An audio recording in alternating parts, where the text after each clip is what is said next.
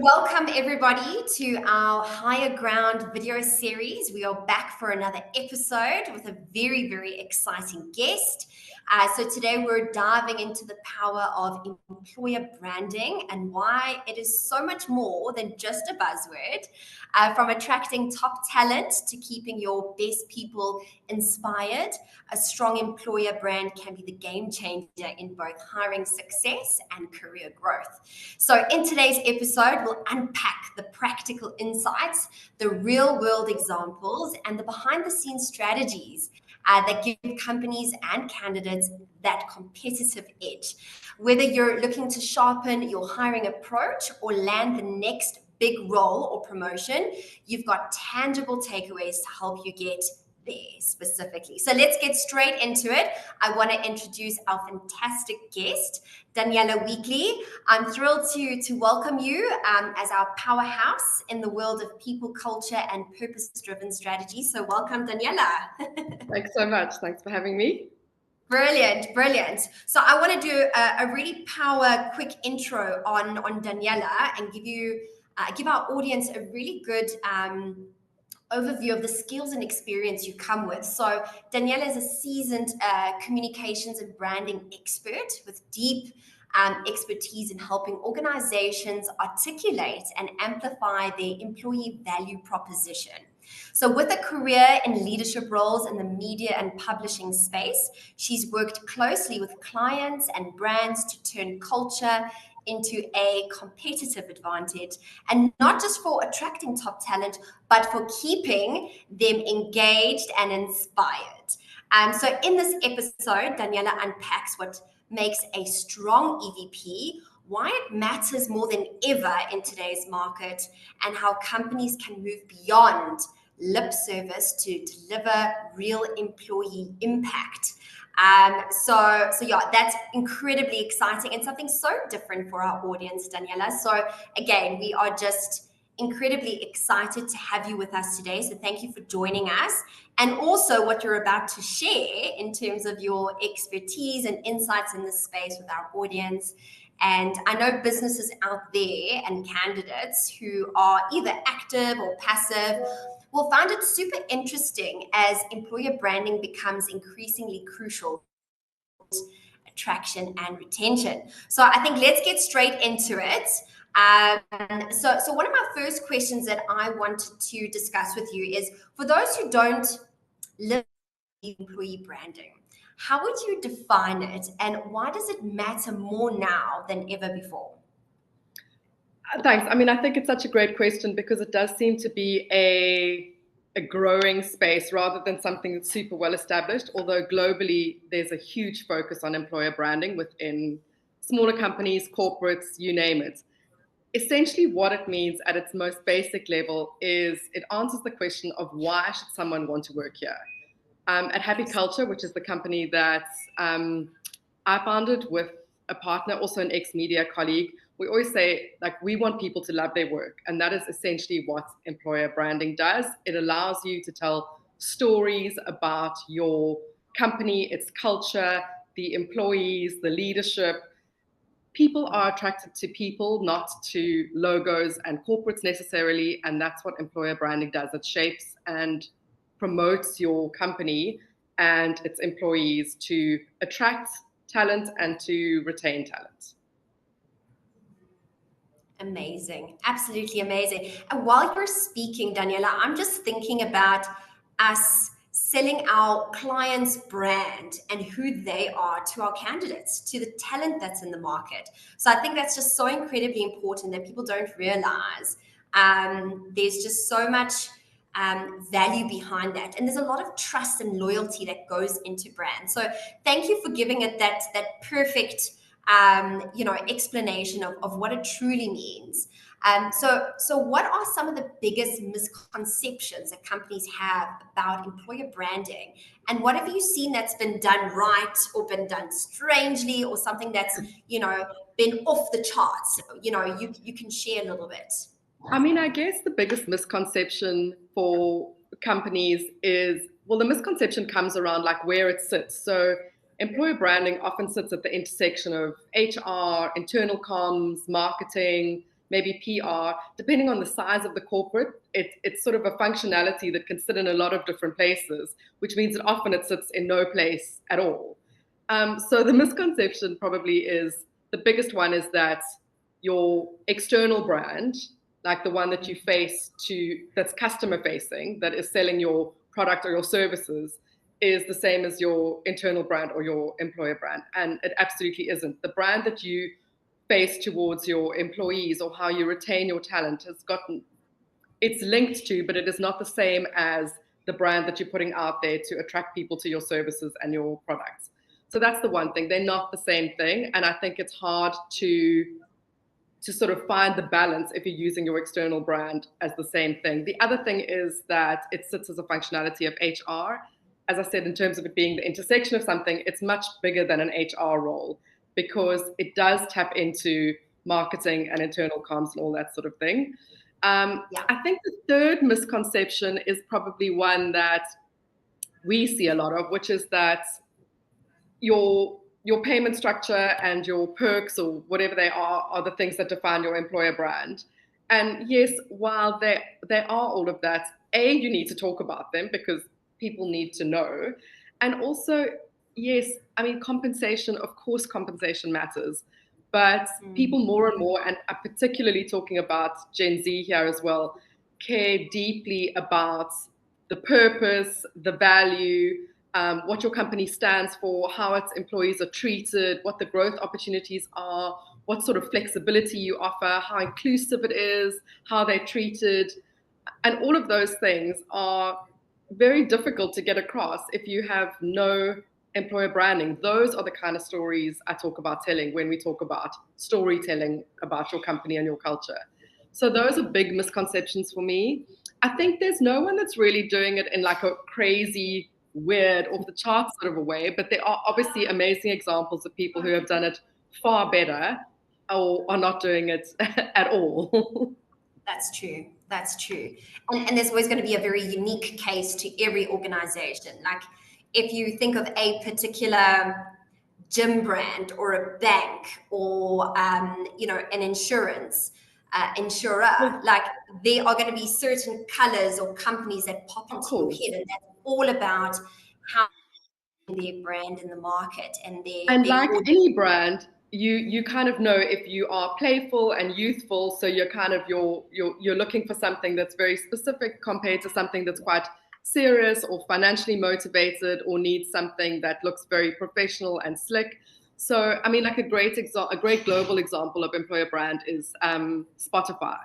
They, as a music company, their whole employer brand is based around like join the band. So they use music terminology and how they attract talent to the brand. It's very fun. It's like a lot of day in the life videos. They almost have like they've sort of TikTokified their employer brand in that way. So even though it's appearing on career channels and LinkedIn, it's very TikTok, it's very graphic, it's got lots of bold colors.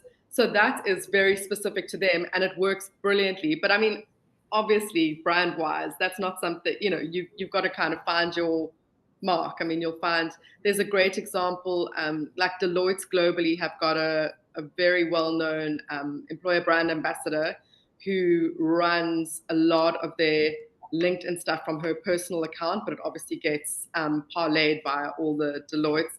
And it's very serious and it's very slick and she is fantastic. But it sits in its own special space. So it really is about identifying what your culture is and what your brand is and then sort of playing with that in a storytelling space. It's so interesting, Daniela. It really, really is.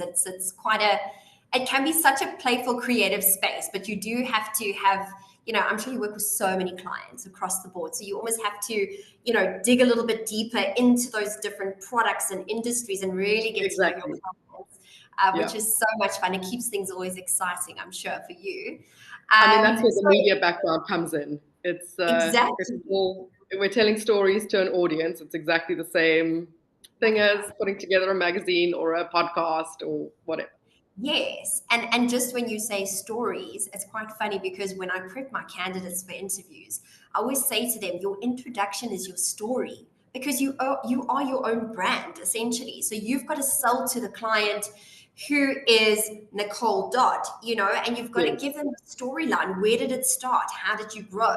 So I absolutely love that. And I think we are doing that individually as well in our everyday work. Yes. So yeah, and so Daniela, how does a strong employer brand give companies that competitive edge in today's hiring market? Because I know you said that, again, you use stories to build connections between an organization and its candidates and existing employees. So maybe you can just expand on that a little bit and how that links to attracting talent, especially passive. Yeah.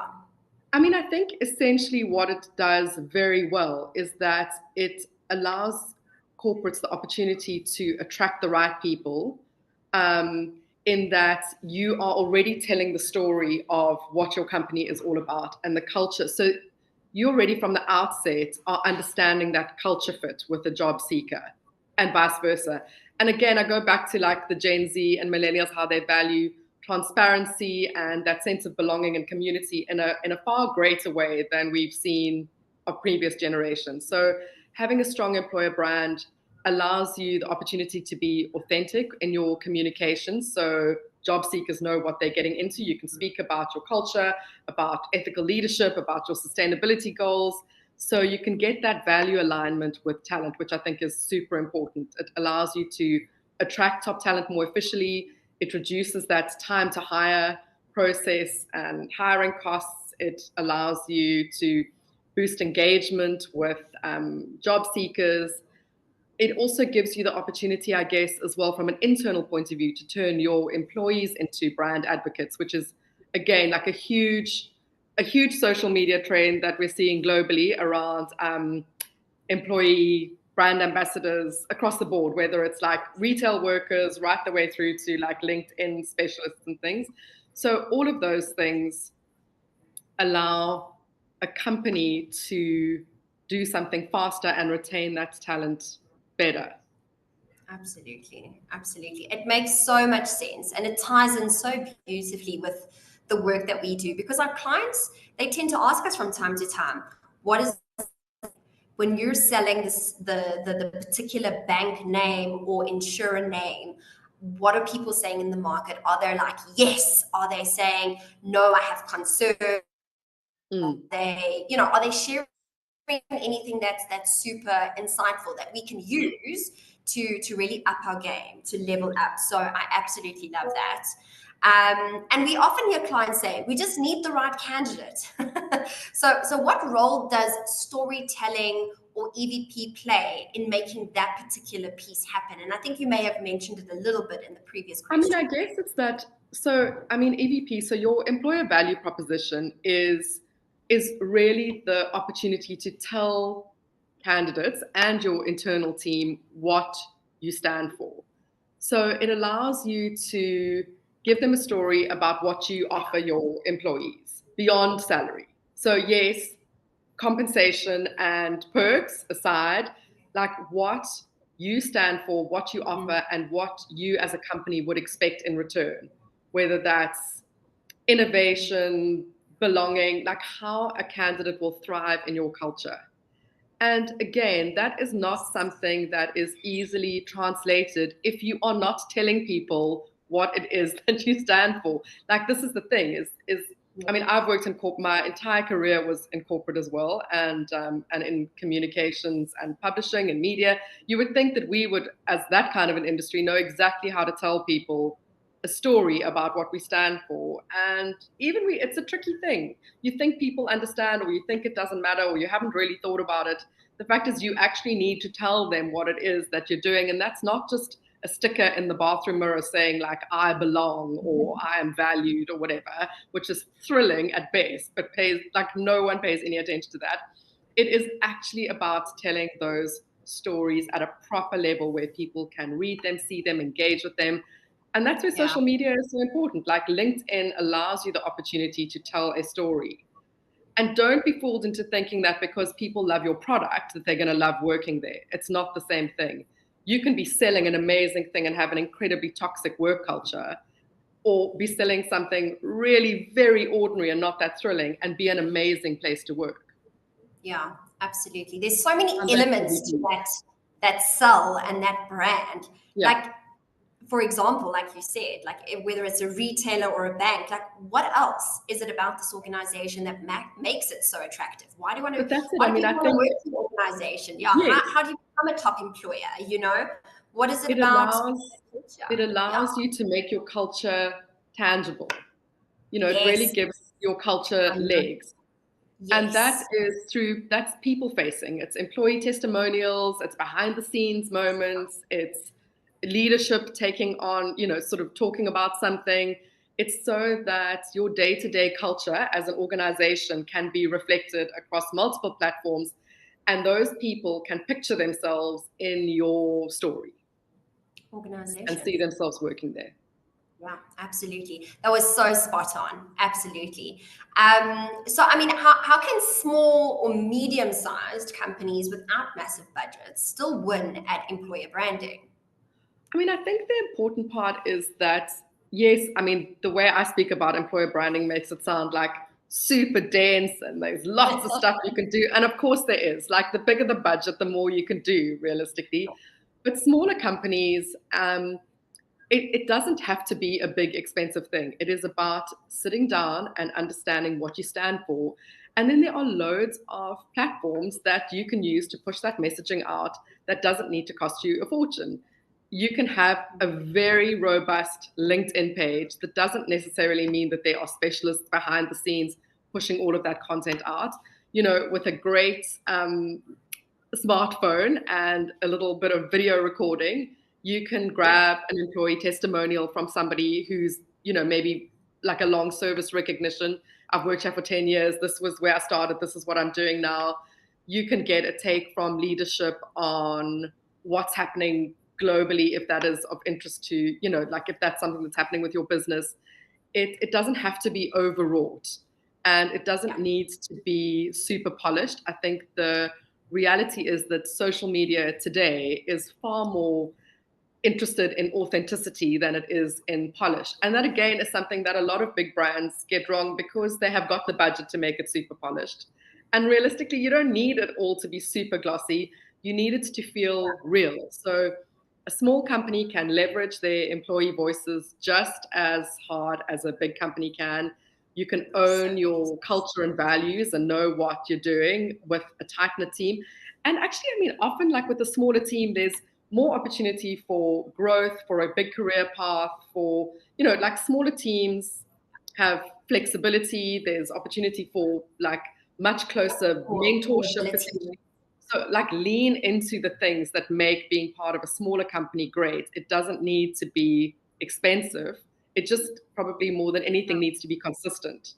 And again, I think like socials can often feel like such a beast, like telling somebody that they now need to have like a LinkedIn content strategy. And they're like, thanks, we're actually just trying to run a business. So we don't really have time for that. So don't make it overwhelming. As a small company, you can also just maybe commit to once a week or once every 2 weeks and have like a team Friday or a whatever, you know, culture day or something. And you just make sure that like once a week you post something and start with that. It doesn't need to be crazy expensive or like super always on and things happening and, you know. 100%.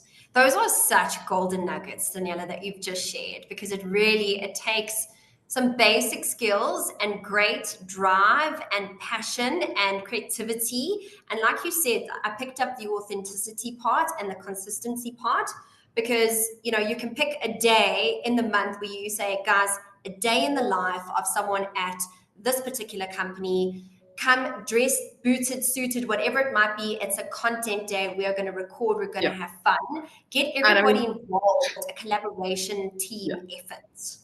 I mean, that generally will kill off everybody because, you know, nobody wants to hear it's a content day. It's like, really, thank you so much. Please come. We'd love to have you. And everyone's like, no, thank you. I do not want to be filmed because that sounds hellish. But it's actually much simpler than it is. It always sounds a lot more daunting.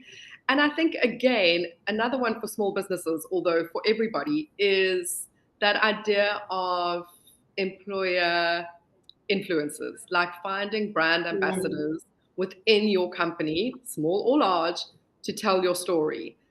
That is such a big one. If you already know that you've got somebody in your company that is like active on LinkedIn or active on social, so is already comfortable on the platform and comfortable telling stories, then tap into that and give them the opportunity to push that message out, because you've already got them in your organization. And again, there's no point in telling the C-suite to do that, because they are the last people in the queue who want to be doing stuff on camera, let's be honest. It's about finding somebody else who's already like into it, is posting regularly on LinkedIn, or like posting about their day in the life vlogs on TikTok. I know we speak a lot about LinkedIn, but TikTok is a huge platform for employer brand, like huge. And you tell corporates that and they flinch, because they still imagine it as like dancing videos, but there is such traction in that space as well. And if you've already got people on your team that are embracing those spaces, use them. You can guide them so that they're telling the right message. I'm not saying like let them roam free, but actually tap into people who are already doing it, and they will help you amplify that message. I love that. I mean, it's a great opportunity for someone who's, comfortable with social media, who loves to do that kind of stuff. I mean, you can really, use these skills and identify someone in the business who actually has that particular skill set and influence and ambition that you wouldn't have ordinarily, thought of, to assist from a social media branding perspective. That's it. And it is often young talent, because they are savvy with how all the platforms work. So again, like great opportunity for young talent, for mentorship in both directions, like from leadership to young talent and young talent to leadership. Like it's a great opportunity. I love that. I love that.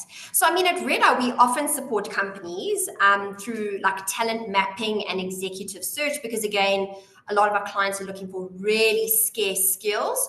So, so how can recruiters and internal talent acquisition teams work hand in hand with employer branding to ensure better hiring outcomes? I mean, I think that talent acquisition teams are a great space. I mean, those are people that you want on LinkedIn talking about your stories and what they're doing, because they're at the coalface of the hiring process and what corporates or teams are looking for. So I think they're really good people to have active on LinkedIn, sharing stories.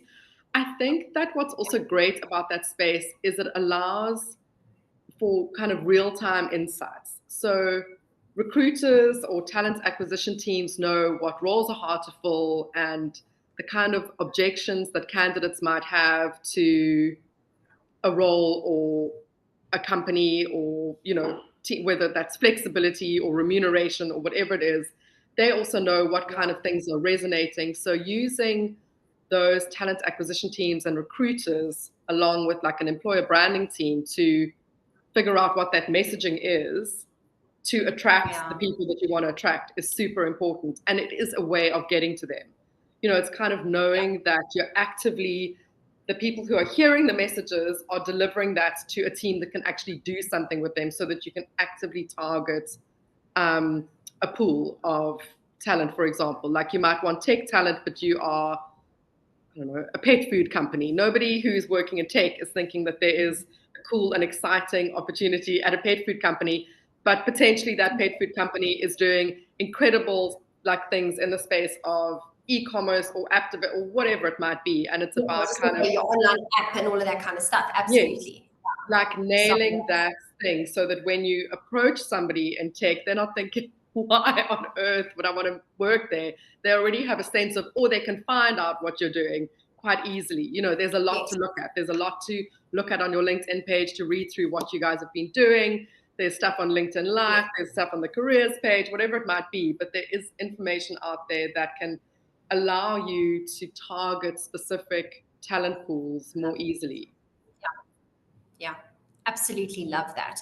And I mean, if you really think about it, your recruiters and your talent acquisition teams are at face value with all this talent that's sitting out there. They are having the conversations, right?